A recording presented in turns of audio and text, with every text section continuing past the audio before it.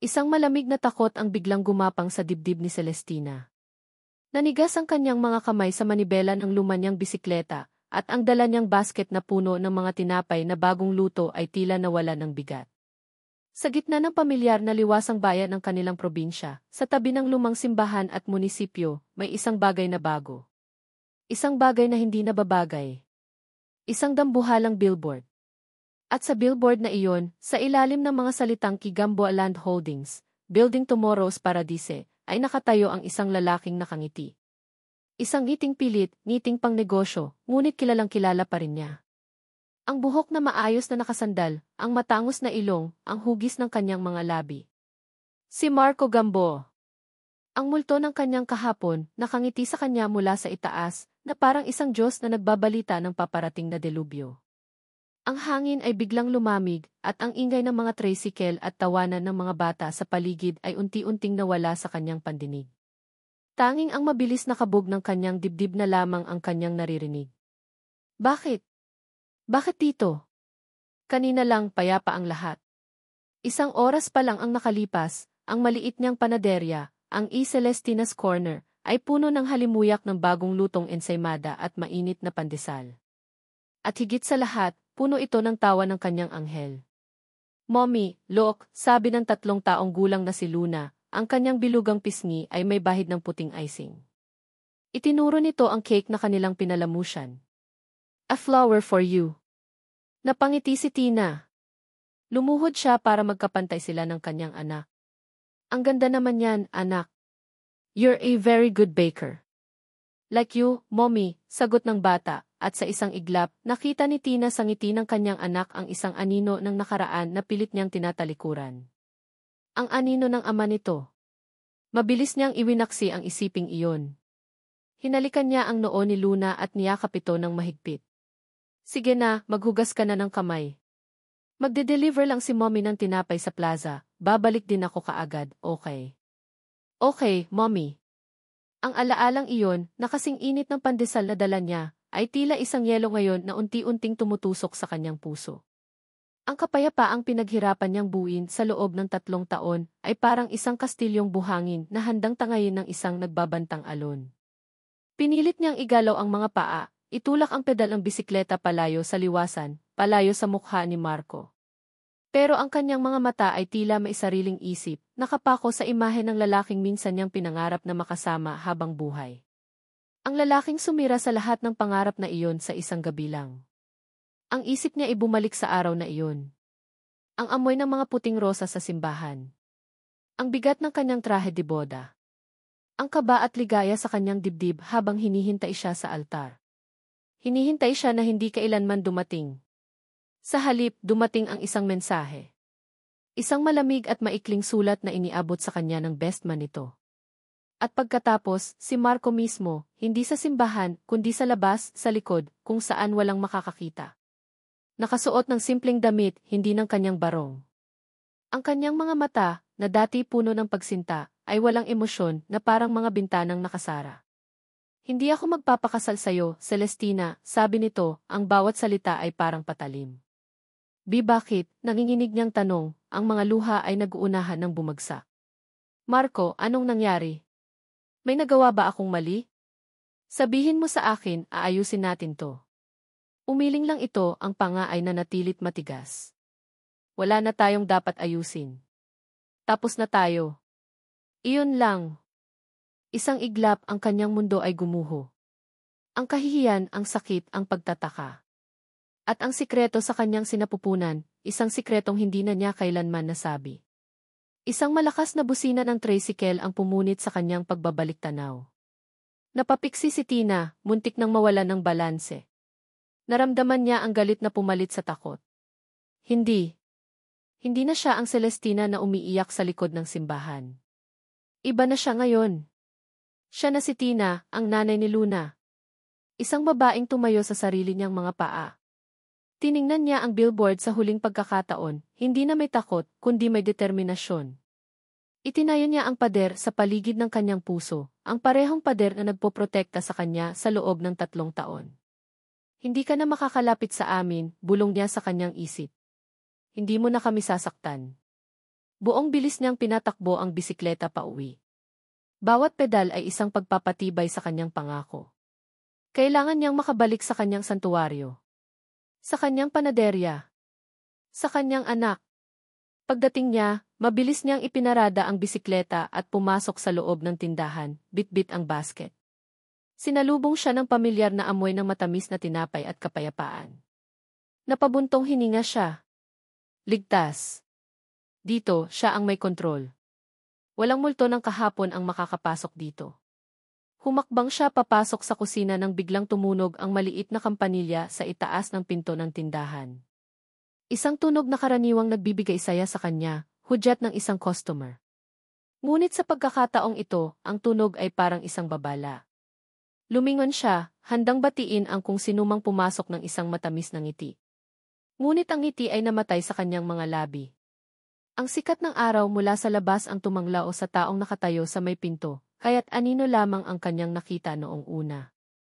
Isang matangkad na anino. Isang pamilyar na tindig. At nang humakbang ito pasulong, papalabas sa liwanag, ang kanyang mundo ay huminto sa pag-ikot. Ang hangin ay naubos sa kanyang mga baga. Ang pader na katititayo niya lang ay gumuho at naging abo. Sa harap niya, nakatayo ang multo ng kanyang kahapon, hindi na sa isang billboard, kundi sa totoong buhay. Nakatingin ng diretsyo sa kanyang mga mata. Si Marco Gamboa. Pinunasan ni Marco Gamboa ang pawis sa kanyang noo gamit ang likod ng kanyang kamay. Ang init sa Batangas ay iba sa init ng Maynila. Dito, ang init ay may kasamang amoy ng alat mula sa dagat at ng lupa, isang bagay na matagal na niyang hindi naamoy. Para sa kanya, ito ay amoy ng isang obligasyon, hindi ng paraiso. Ang T. Gamboa Land Holdings, Building Tomorrow's Paradise na nakasulat sa billboard ay isang pangako sa mga investor, ngunit para sa kanya, ito ay isang malaking sakit ng ulo. Kanina pa sila paikot-ikot ng kanyang driver. Sinusuri ang lugar, tinitingnan ang mga posibleng daanan para sa mga construction vehicle, at sinusukat sa isip niya ang lawak ng proyektong haharapin niya. Napabuntong hininga siya. Kung masusunod lang siya, mas gugustuhin niyang nasa air-conditioned niyang opisina sa Makati, kaharap ang mga numero sa computer, hindi ang alikabok ng probinsya. Ngunit ang kanyang ina, si Doña Elvira, ay mapilit. Kailangan mong ipakita na hands-on ka, Marco. Ikaw ang sisi. The locals need to see the face of the company. Ang mukha ng kumpanya. Iyon ang tingin niya sa sarili. Hindi isang anak, hindi isang tao, kundi isang logo na may buhay. Sir, gusto niyo po bang magkape muna? Tanong ng kanyang driver. May nakita po akong isang maliit na panaderya dyan sa kanto. Mukhang masarap ang tinda. Sumulyap si Marco sa direksyong itinuro ng driver. Isang maliit at kaakit-akit na tindahan na may pangalang Celestina's Corner na nakapinta sa isang kahoy na karatula. May mga bulaklak sa paso sa tabi ng bintana. Simple. Payapa. Kabaligtaran ng magulo niyang mundo. Tumango siya. CJ. Sandali lang ako. Bumaba siya ng sasakyan, inayos ang gusot sa kanyang mamahaling polo shirt. Isang mabilis na kape at babalik na sila sa realidad. Paghakbang niya papasok, tumunog ang isang maliit na kampanilya. Ang amoy ng tinapay at asukal ay sumalubong sa kanya. Isang amoy na pamilyar, isang amoy na naghatid sa kanya, pabalik sa isang panahong pilit na niyang kinakalimutan, ang mga umagang nagdadala siya ng kape kay Tina habang ito'y nagbe. Bakit sa kusina ng kanilang apartment? Iwinaksi niya ang alaala. Trabaho lang ito. Isang babae ang nakatalikod, nag-aayos ng mga tinapay sa isang basket. Ang pamilyar na hubog ng kanyang likod, ang itim at alon-alon na buhok na abot hanggang balikat. Ang puso ni Marco ay biglang kumabog ng mas mabilis, isang kabog ng pag-asa at takot. Hindi. Impossible. Lumingon ang babae. At ang mundo ni Marco ay huminto. Ang ngiting handa na sana para sa isang estranghero ay natunaw sa kanyang mga labi. Celestina. Mas payat siya ngayon. May mga maliliit na linya ng pagod sa gilid ng kanyang mga mata na wala dati. Ngunit siya pa rin iyon. Ang mga mata niyang nangungusap na ngayon ay puno ng gulat at galit. Ang mga labi niyang minsan niyang hinagkan na ngayon ay tikom na tikom sa pagpipigil. Ang lahat ng profesionalismo na inipon niya ay naglaho. Bumalik ang lahat ng sakit at pait na itinago niya sa loob ng 3 taon. Ang imahe ng mga litratong ipinakita sa kanya ng kanyang ina, si Tina, na may kasamang ibang lalaki, ay biglang sumulpot sa kanyang isipan. Ang sakit ng katrayduran ay sariwa pa rin na parang kahapon lang nangyari. Anong ginagawa mo dito? Ang boses ni Tina ay kasing lamig ng yelo. Walang bakas ng kiti na kinakilala niya. Ito ay boses ng isang estranghero. May bibilhin lang sana ako, nautal niyang sagot, sinusubukang ibalik ang kanyang tindig bilang si. Nagkataon lang. Hindi ko alam na sayo pala to. Umalis ka na, sabi ni Tina, ang bawat salita ay mariin. Isang bahagi ni Marco ang gustong sumunod. Gusto niyang tumalikod at tumakbo palayo, bumalik sa Maynila at hindi na lumingon pa. Ngunit isang bahagi niya ang nasaktan. Siya ang biktima dito. Siya ang niloko. Bakit siya ang pinalalayas na parang aso? Tina, I'm here for business, sabi niya, ang kanyang boses ay tumigas. Ang Gamboa Land ay may proyekto dito. Hindi ko ito ginusto pero trabaho to. Wala akong pakialam sa trabaho mo, sagot nito. Basta umalis ka sa pamamahay ko. Mag-aaway na sana sila, dalawang mundo na muling nagbanggaan, nang isang maliit na boses ang pumagitna sa kanila. Mommy! Pareho silang napalingon. Mula sa likod ng isang pinto, lumabas ang isang maliit na batang babae na may suot na pink na bestida. May hawak itong manika at tumakbo ito papunta kay Tina, yumakap sa kanyang mga binti na para bang naghahanap ng proteksyon. Napako ang tingin ni Marco sa bata. Isang batang babae. May bilugang mga mata katulad ng kay Tina. May maliit na ilong. At may isang ngiti na parang nakita na niya sa salamin 100 beses na. Ang hangin ay muling naubo sa kanyang paligid. Ang galit at pait ay napalitan ng isang emosyong hindi niya maintindihan. Isang pagkalito. Isang kakaibang koneksyon sa batang hindi niya kilala. Lumuhod si Tina at niyakap ang anak. Okay lang, baby. May customer lang si mommy. Hindi maalis ni Marco ang kanyang tingin.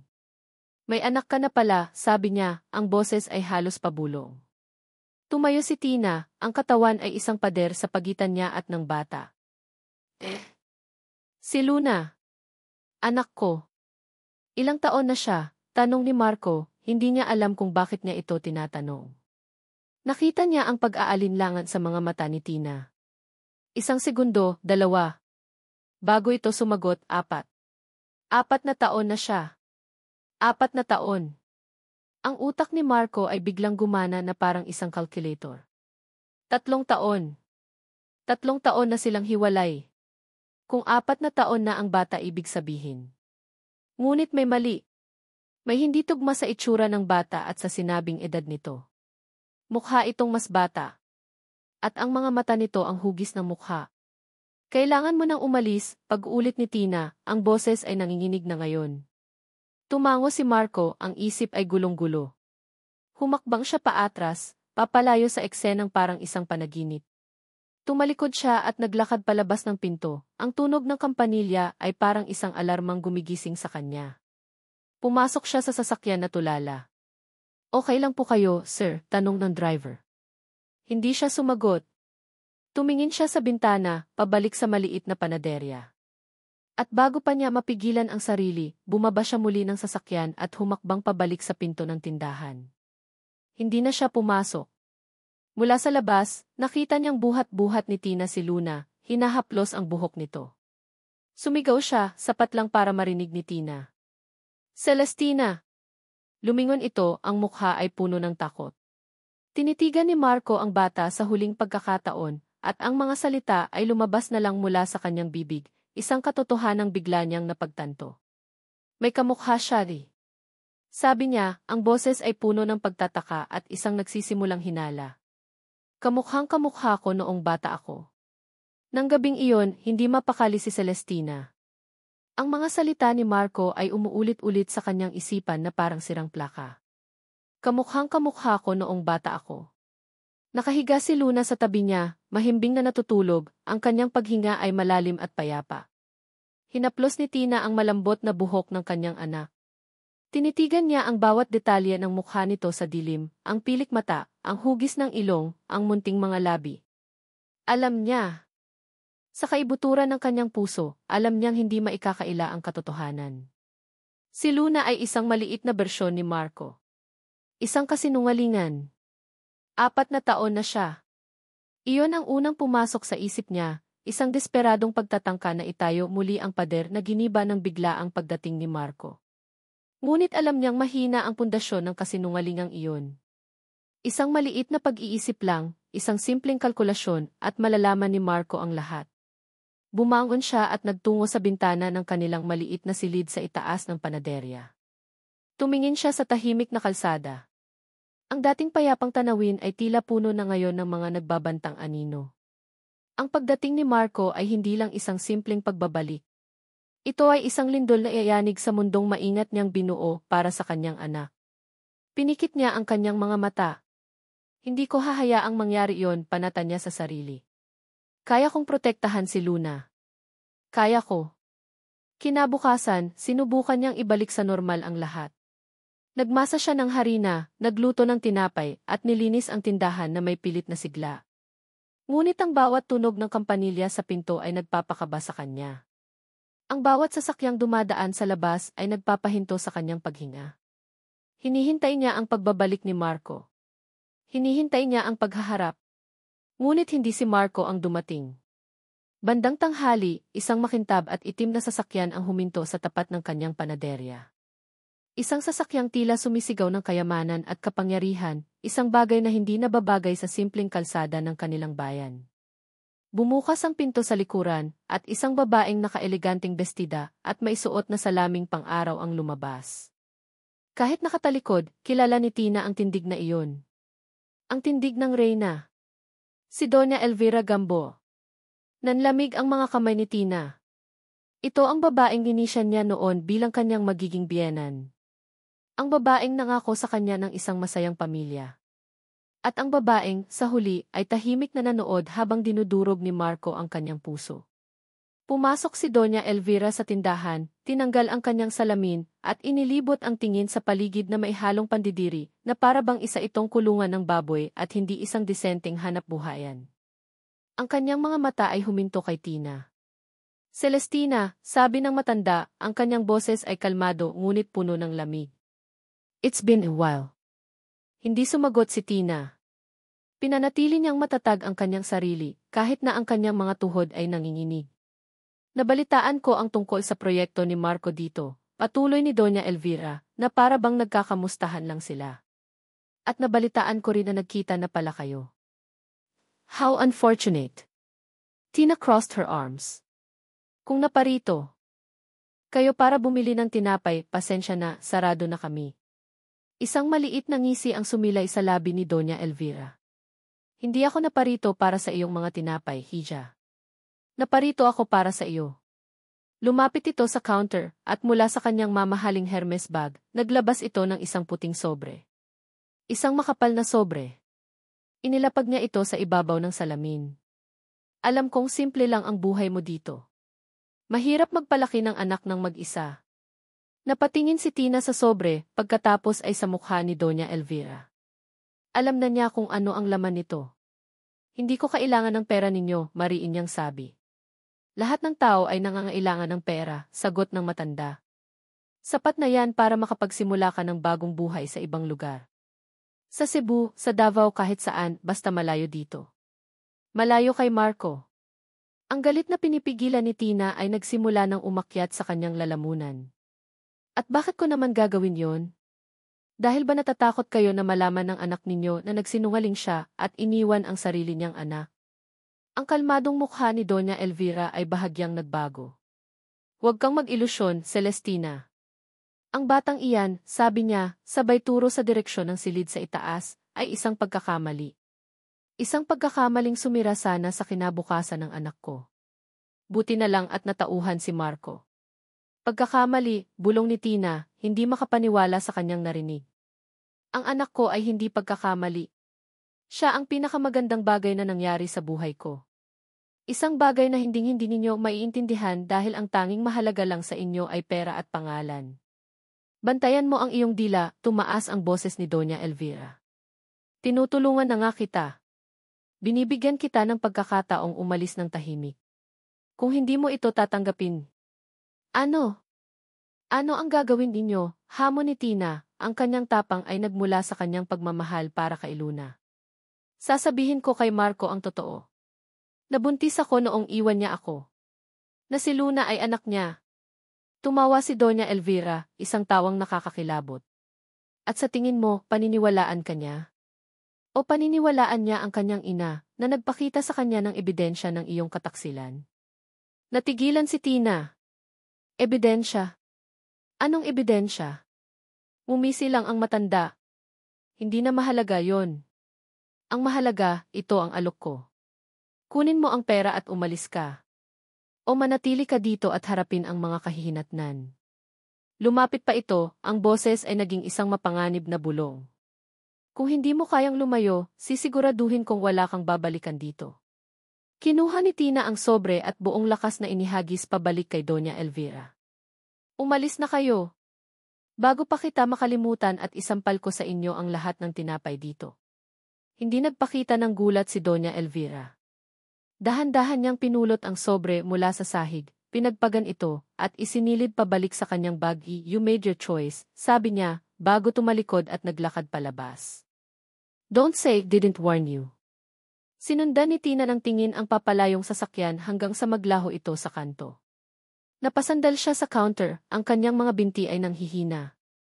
Niyakap niya ang kanyang sarili, nanginginig sa galit at takot.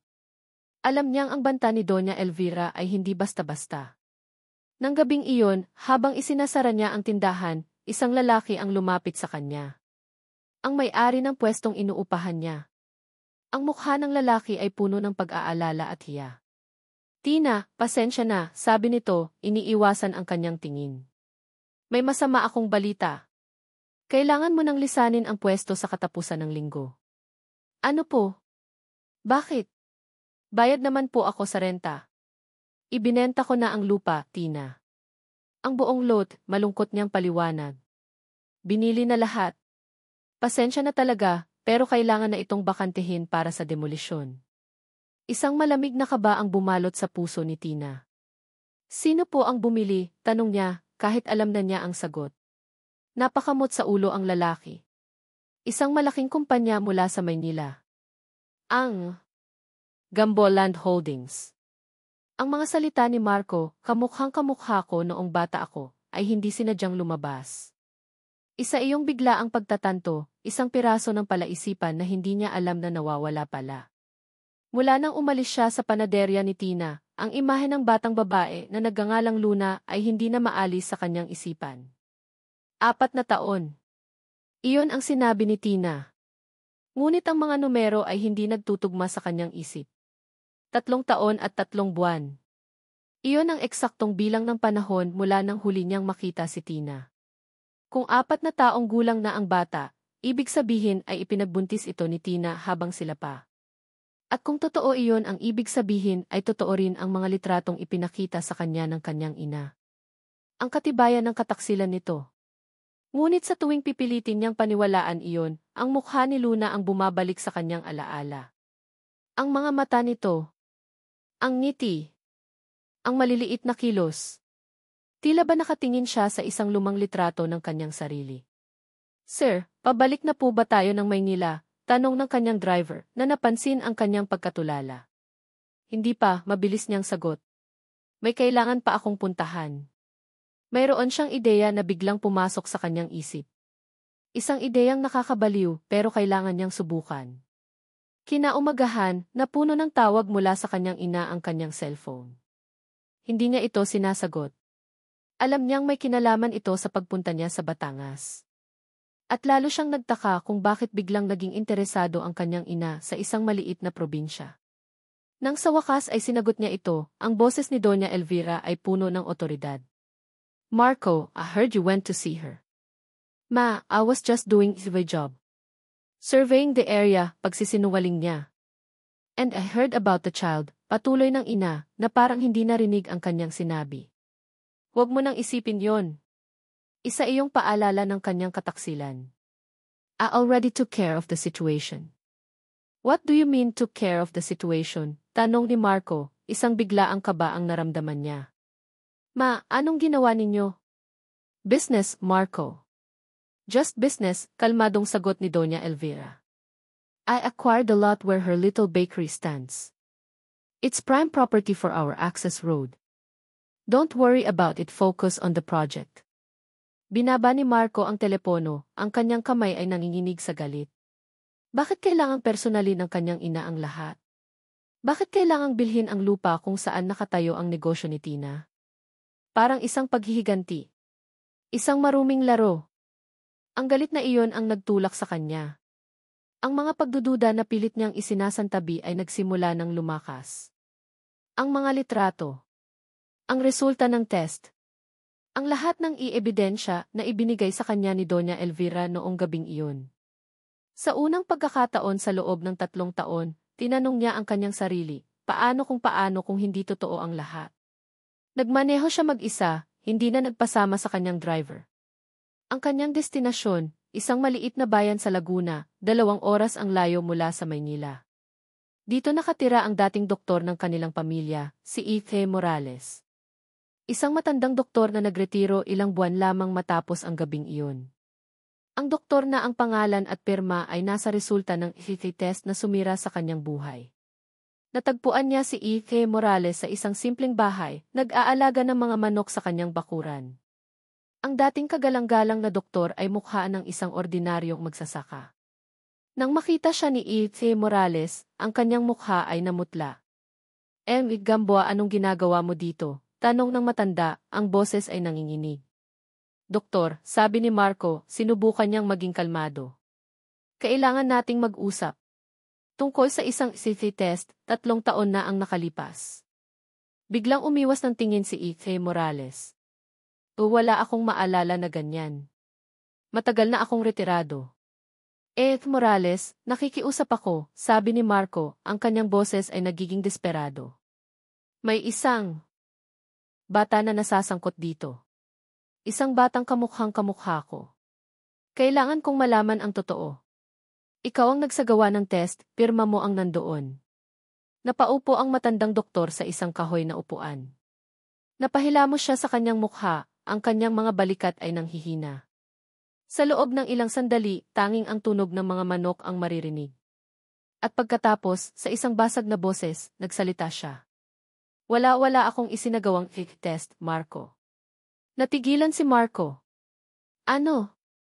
Ang iyong ina, patuloy ng doktor, ang mga luha ay nagsimulang mamuo sa kanyang mga mata.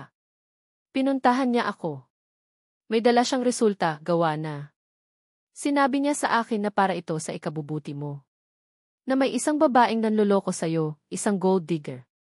Sabi niya kailangan lang niya ng pirma ko para maniwala ka at makawala ka sa babaeng iyon. Pinilit niya ako, Marco. Tinakot niya ako na tatanggalan niya ng scholarship ang anak kong nag-aaral ng medisina. Patawarin mo ako, bata pa noon ang anak ko, pangarap niya yon. Natakot ako, di. Ang bawat salita ng doktor ay parang isang suntok sa sikmura ni Marco.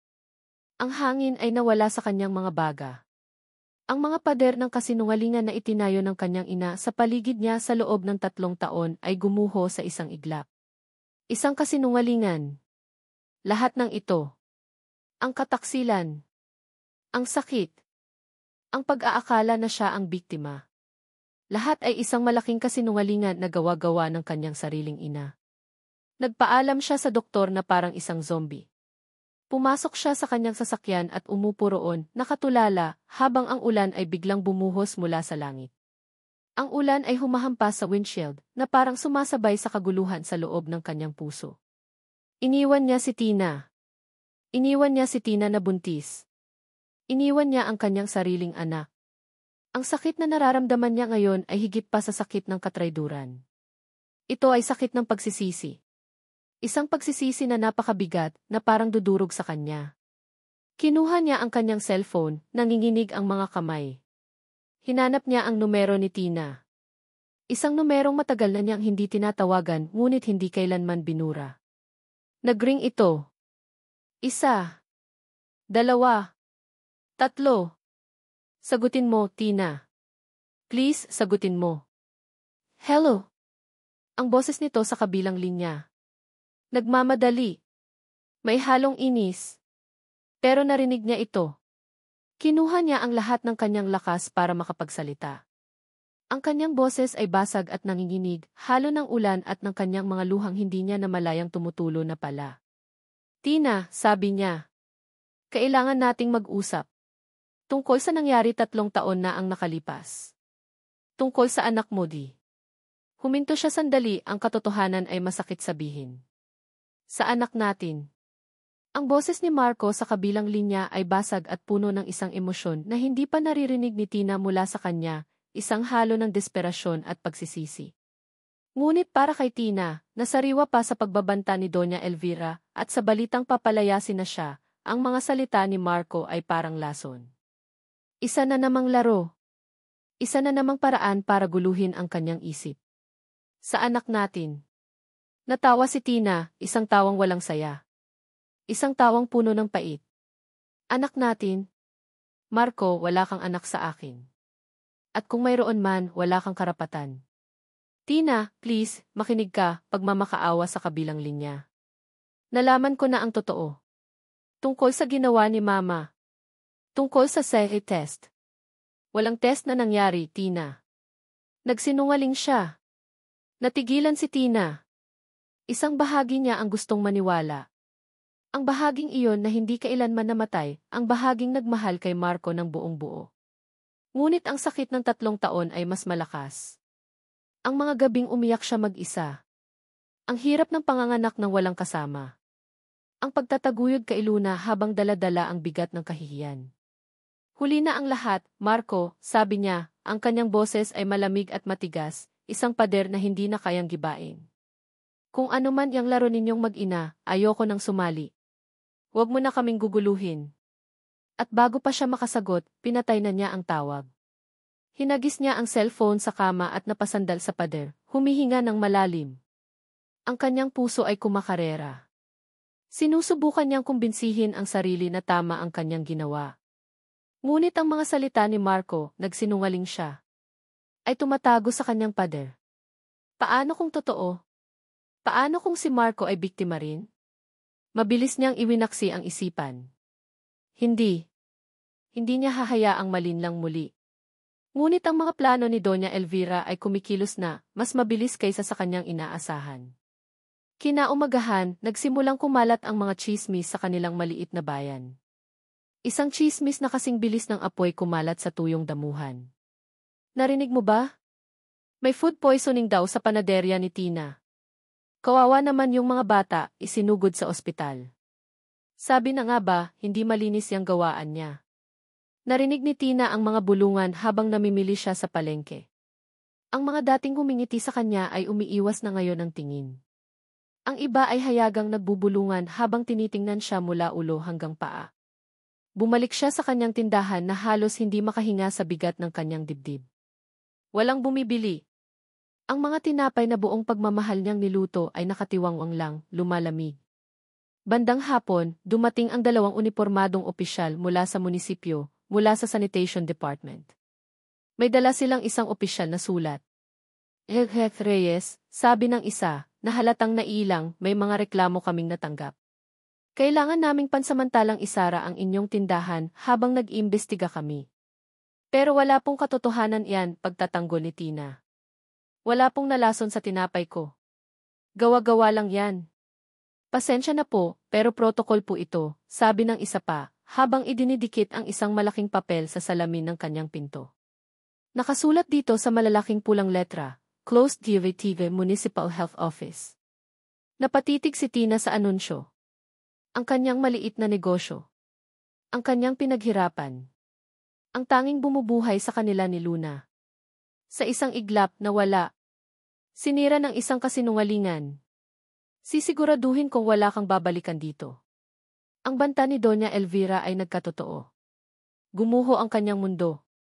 Napaupo siya sa isang upuan sa loob ng madilim at saradong tindahan, ang kanyang mukha ay nakasubsob sa kanyang mga palad.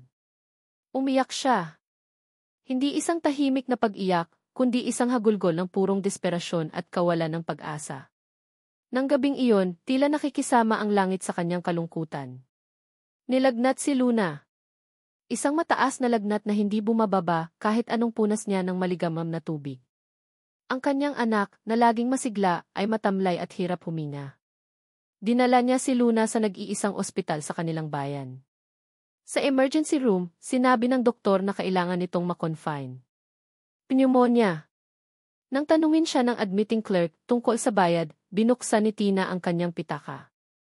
Ang natitira niyang pera, na dapat sana ipambili ng harina para sa susunod na linggo, ay kulang na kulang para sa deposito.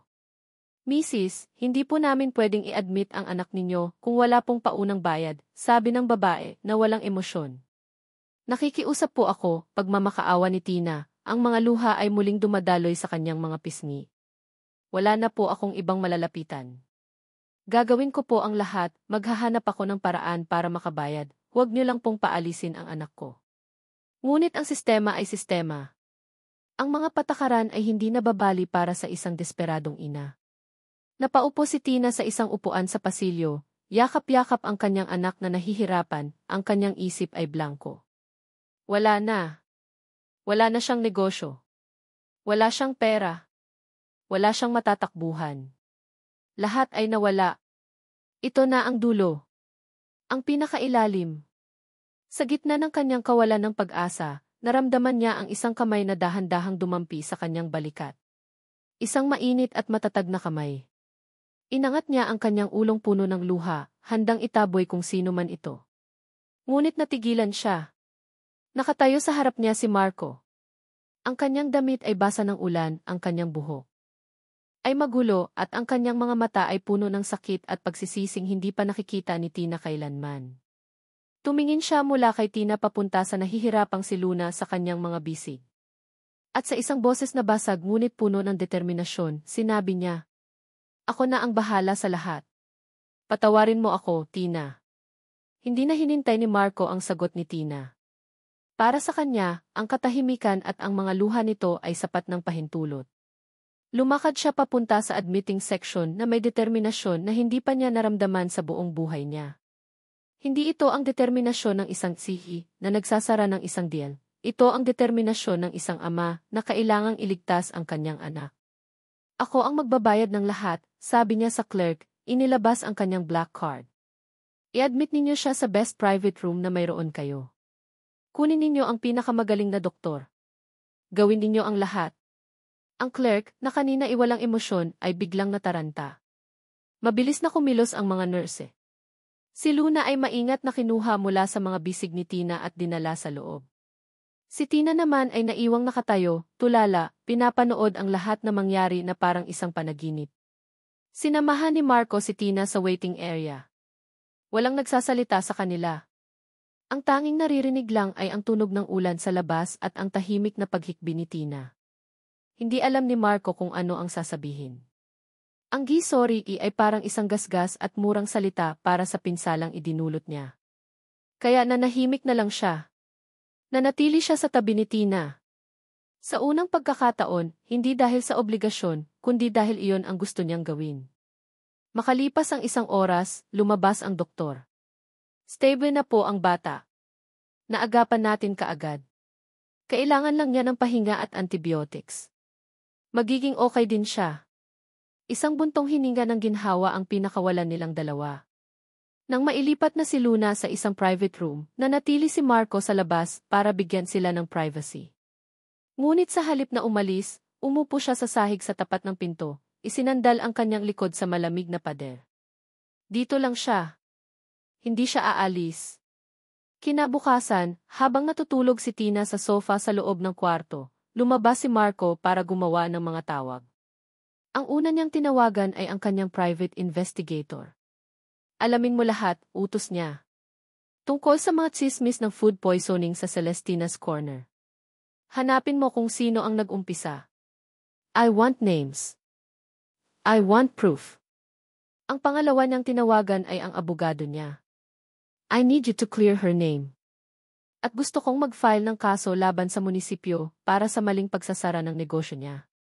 Pagkatapos, kinuha niya ang pinakamahalagang ebidensya na hawak niya, ang audio recording ng pag-amin ni E.C. Morales na maingat niyang inilipat sa kanyang laptop. Nang pumasok siya pabalik sa silid, gising na si Tina. Nakaupo ito sa tabi ni Luna, hinahaplos ang kamay ng natutulog na anak. Ang galit sa mga mata ni Tina ay napalitan ng pagod at pagkalito. Bakit mo to ginagawa, Marco? Tanong niya, ang boses ay mahina. Sa halip na sumagot, inilabas ni Marco ang kanyang laptop at inilapag sa maliit na mesa. Kailangan mong pakinggan to, Tina. Pinindot niya ang play.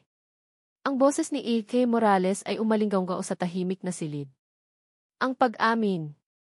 Ang pananakot. Ang kasinungalingan. Habang tumatagal ang recording, nakita ni Marco ang unti-unting pagbabago sa mukha ni Tina.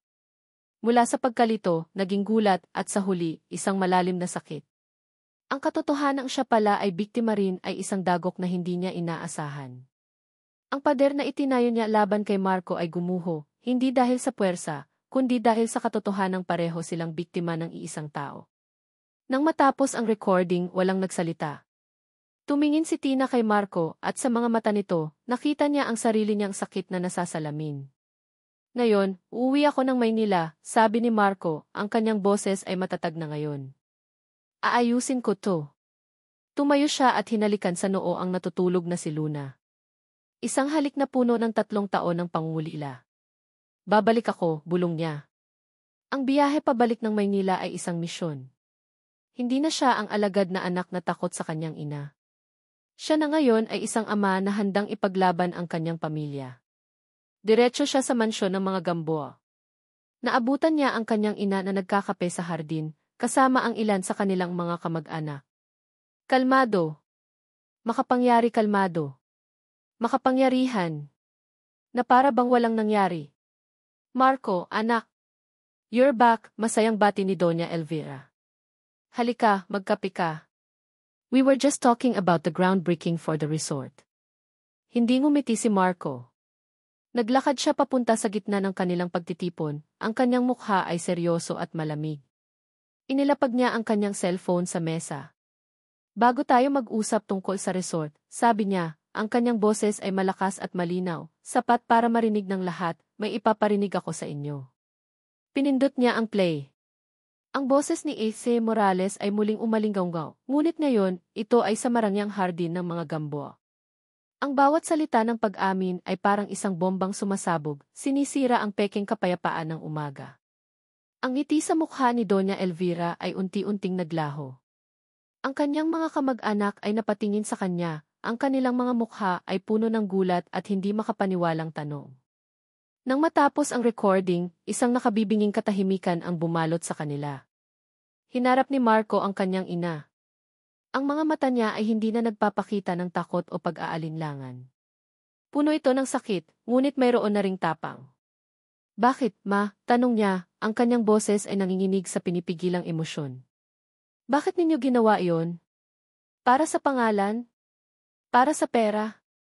Sinira ninyo hindi lang ang buhay ko, kundi ang buhay ng babaeng pinakamamahal ko at ng sarili ninyong apo.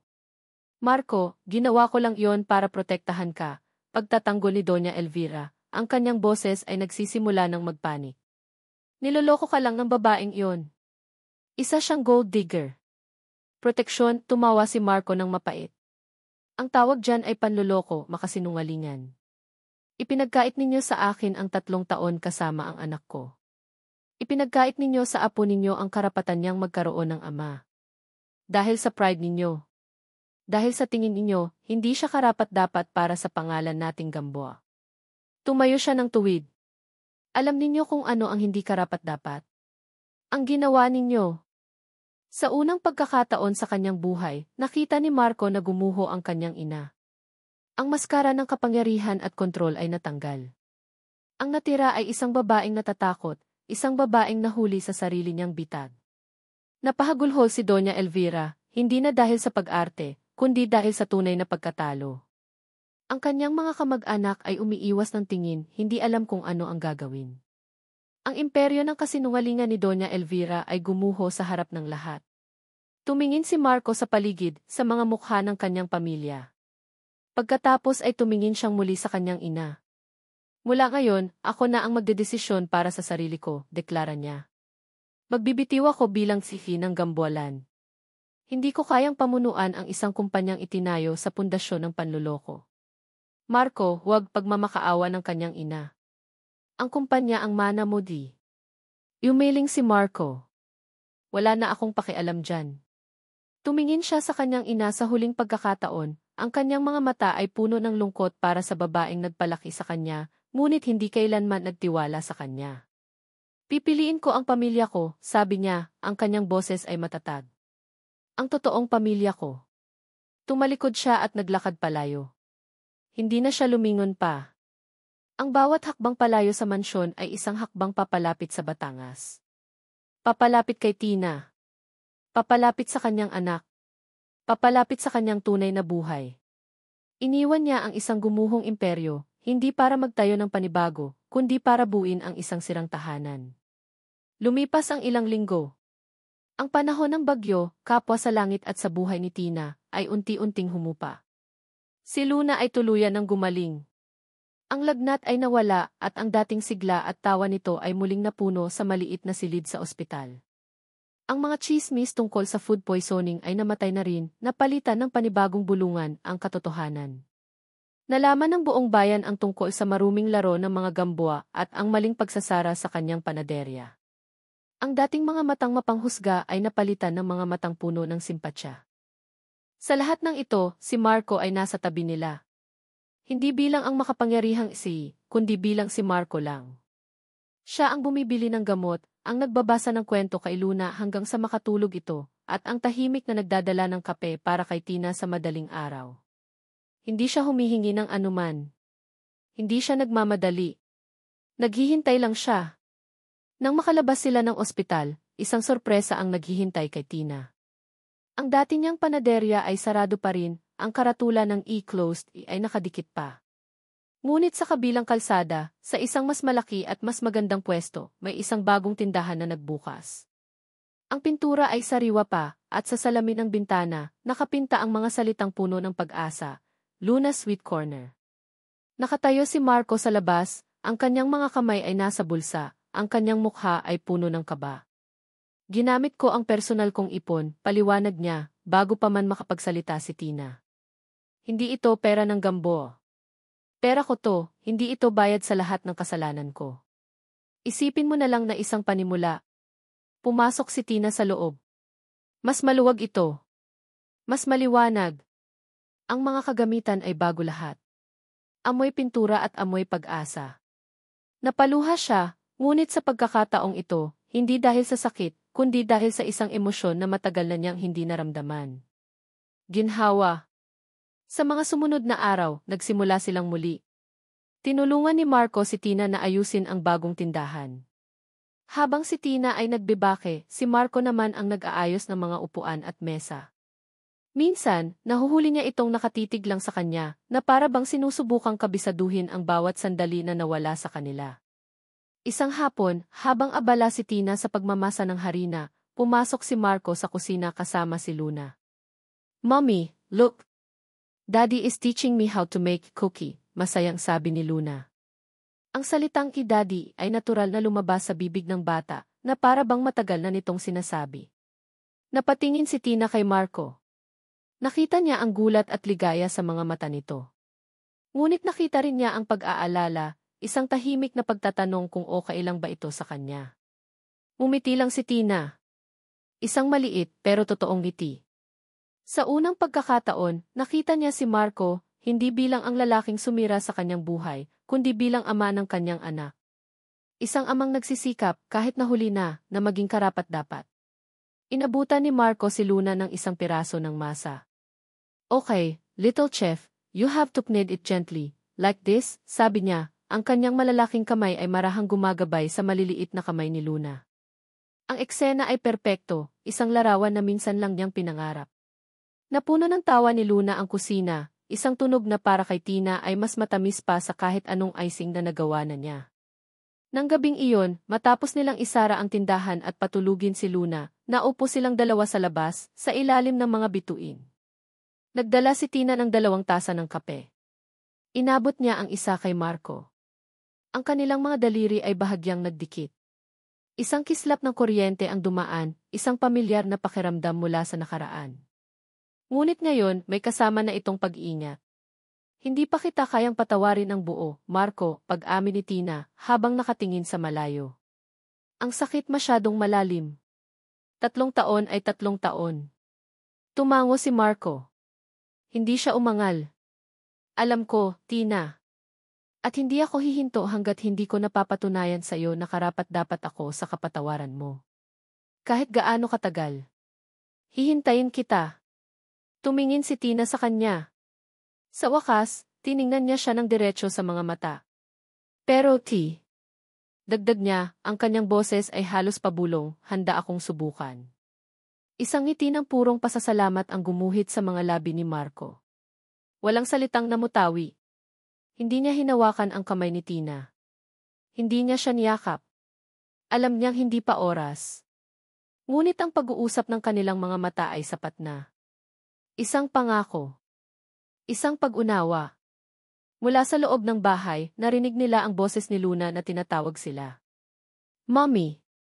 Daddy. Sabay silang napangiti at tumayo. Pumasok sila sa loob. Doon, sa gitna ng sala, nakatayo si Luna na nakaunat ang mga braso. Niyakap nito ang kanilang mga binti, isa sa kanan, isa sa kaliwa, pinagsasama sila sa isang mahigpit na yakap. Napatingin si Tina kay Marco sa ibabaw ng ulo ng kanilang anak. Sa sandaling iyon, sa init ng yakap ni Luna, sa ilalim ng bubong ng kanilang bagong simula, nakita ni Tina ang hinaharap. Hindi ito perpekto. Marami pang sugat na kailangang maghilom. Marami pang tiwala na kailangang buuin. Ang daan ay mahaba at hindi madali. Ngunit habang nakatingin siya sa 2 taong pinakamahalaga sa kanya, alam niyang hindi na siya nag-iisa. Dahan-dahan, sa ibabaw ng buhok ni Luna, iniangat ni Tina ang kanyang kamay. Ang kamay na dati nakakuyom sa galit. Ang kamay na dati nanginginig sa takot. Ngayon, ito'y kalmado. Hinanap nito ang kamay ni Marco. Hindi niya ito hinawakan ng mahigpit. Isa lang itong marahan, halos hindi maramdamang pagdampi ng kanilang mga palad, isang senyales. Isang pagtanggap. Isang pangako na bagamat hindi pa ngayon, darating din ang araw. Ang pagpapatawad ay hindi isang destinasyon na bigla na lang mararating. Ito ay isang paglalakbay. At para sa kanila, ito pa lang ang unang hakbang. Ngunit sa pagkakataong ito, magkasama na nilang tatahakin ang daan. Sa gitna ng amoy ng bagong lutong tinapay, sa ilalim ng mga matang mapagmahal ng kanilang anak, ang 2 nasirang puso ay nagsimulang muling tumibok. Hindi pa iisa, ngunit sabay na. At para sa ngayon, iyon ay sapat na. At dito nagtatapos ang kwento ni na Celestina at Marco, isang kwentong isinilang mula sa sakit, at dahan-dahang binubuo muli ng pag-asa. Mga minamahal naming tagapakinig, mula sa kaibuturan ng aming puso, kami po ay taos-pusong nagpapasalamat. Salamat sa inyong walang sawang pagsubaybay sa bawat kabanata, sa bawat pagpatak ng luha at sa bawat pagtibok ng puso ni Tina at Marco. Habang isinusulat namin ang kanilang kwento, naramdaman din namin ang kanilang pait at pag-asa. Nais naming lumikha ng isang salaysay na hindi lang tungkol sa isang matamis na pag-iibigan, kundi tungkol sa masalimuot, ngunit tunay na proseso ng paghilom. Ang pagpapatawad, tulad ng nakita natin, ay hindi isang simpleng desisyon. Ito ay isang mahabang paglalakbay na nangangailangan ng katapangan upang harapin ang katotohanan. At ang tunay na pag-ibig, kung minsan, ay hindi matatagpuan sa isang perpektong wakas, kundi sa kahandaang subukang muli sa pagbibigay ng pangalawang pagkakataon, at sa pag-asang may mas magandang bukas na naghihintay para sa mga pusong handang maghintay at magmahal. Ngayon, nais naming marinig ang inyong saloobin. Ano ang pinakapaborito ninyong eksena? Anong aral ang inyong napulot sa kwento ni Tina at Marco? Huwag po kayong mag-atubiling iwan ang inyong mga komento sa ibaba. Muli, marami pong salamat. Hanggang sa susunod nating kwento.